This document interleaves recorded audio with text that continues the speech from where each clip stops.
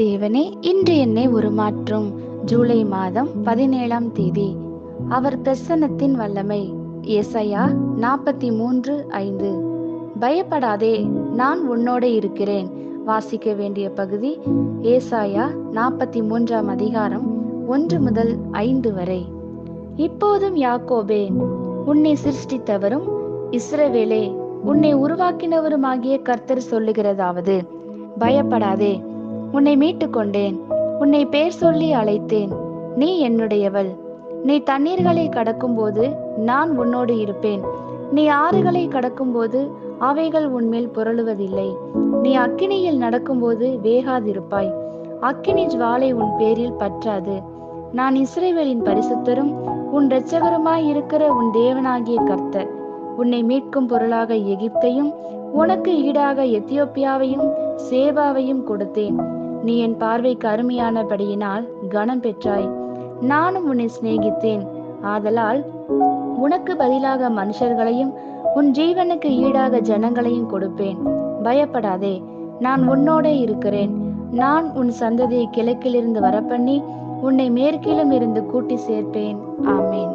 பயத்தின் ஆவியின் வல்லமைக்கு மேலே வாழ உதவி செய்யக்கூடிய வல்லமையான ஆயுதம் தேவனுடைய பிரசன்னத்தில் வாழ்வதே.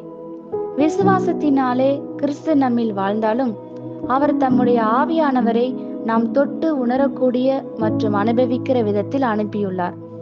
ஆவியானவர் நம் வாழ்வில் அவரது வல்லமையை வெளிப்படுத்த விரும்புகிறார்.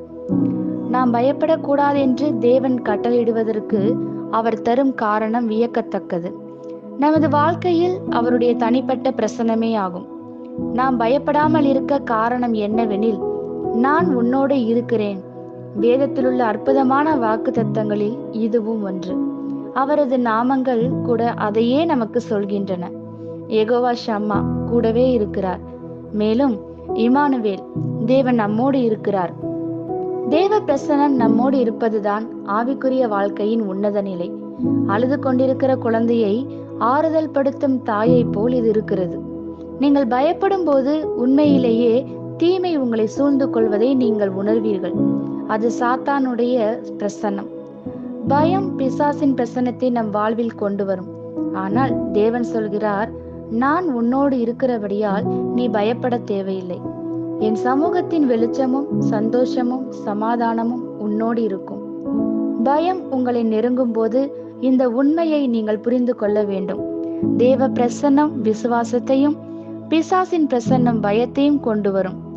யார் உங்களோடு இருக்க வேண்டும் என்பதை நீங்கள் விசுவாசிப்பதில் அல்லது பயப்படுவதன் மூலம் தெரிந்தெடுக்க வேண்டும். விசுவாசிக்க தெரிந்தெடுக்கும் போது தேவன் உங்கள் மத்தியில் விரைவாக கடந்து வந்து நான் இருக்கிறேன் என்று சொல்லுவார். பயப்படாதே, தூதர்களும் பரிசுத்தவான்களும் உன்னோடு இருப்பார்கள் என்று அவர் கூறவில்லை. மாறாக நான் உன்னுடனே கூட இருக்கிறேன் என்று சொல்லுகிறார். ஆமேன். இந்த வார்த்தைகளினால் நீங்கள் ஆசீர்வதிக்கப்பட்டீர்கள் என்று நாங்கள் நம்புகிறோம்.